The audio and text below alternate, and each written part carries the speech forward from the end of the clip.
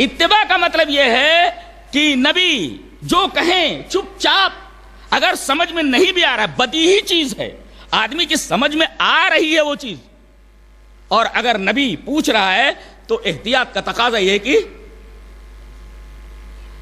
جواب نہ دیا جائے، اللہ اور اس کے رسول کے اوپر چھوڑ دیا جائے۔ حیرت کی بات تو یہ ہے کہ نبی کی حدیث موجود رہتی ہے اور پوری دیدہ دلیری کے ساتھ حدیث کو چھوڑ دیا جاتا ہے۔ یہاں صحابہ کرام کو معلوم ہے بالیقین کہ یہ مہینہ کون سا مہینہ ہے، اس کے باوجود وہ نبی کریم صلی اللہ علیہ وسلم سے کہہ رہے ہیں اللہ و رسول عالم، اللہ اور اس کے رسول زیادہ جانتے ہیں۔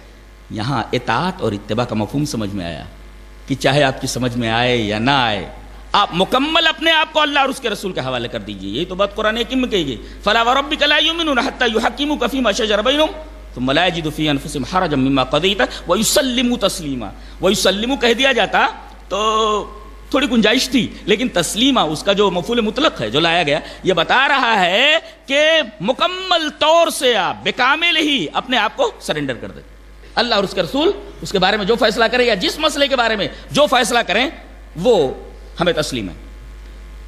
اور آپ ایک بات اچھی طرح ذہن نشین کر لیں، دنیا کی یہ واحد ہستی ہے جسے دلیل نہیں مانگی جاتی، اس لیے کہ نبی سر سے پیر تک دلیل ہوتا ہے اور دلیل سے دلیل نہیں مانگی جاتی۔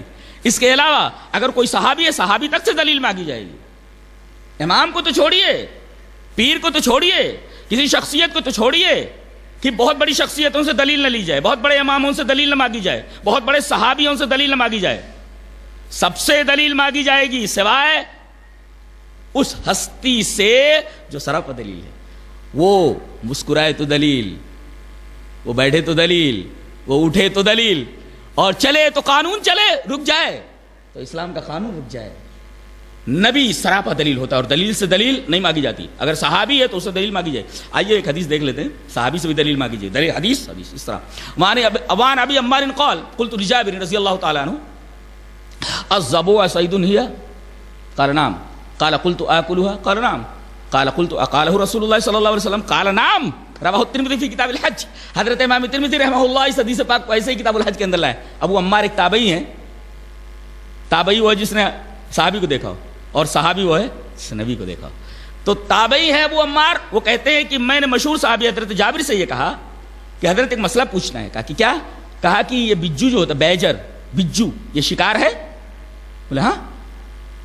پھر آپ پوچھ رہے ہیں کہ کیا میں اس کو کھا سکتا ہوں؟ بولے ہاں کھا سکتا ہوں۔ اب دیکھو کہہ رہے ہیں وہ شکار ہے، بولے ہاں شکار ہے۔ اب پوچھ رہے ہیں کہ آپ اس کو کھا سکتے ہیں؟ کھا سکتے ہیں۔ اب پوچھ رہے ہیں اقالہ رسول اللہ صلی اللہ علیہ وسلم، یہ بات آپ اپنی طرف سے کہہ رہے ہیں کہ رسول اللہ صلی اللہ علیہ وسلم نے کہا ہے؟ بولے ہاں رسول اللہ صلی اللہ علیہ وسلم نے کہا ہے۔ اس کا مطلب یہ ہے کہ صحابی بھی اگر دلیل نہ دے اپنے مسئلے کی تو صحابی کو اس بات کو نہیں مانا جائے گا، اللہ ہے کہ وہ نبی کریم صلی اللہ علیہ وسلم کی کوئی حدیث پیش کرے۔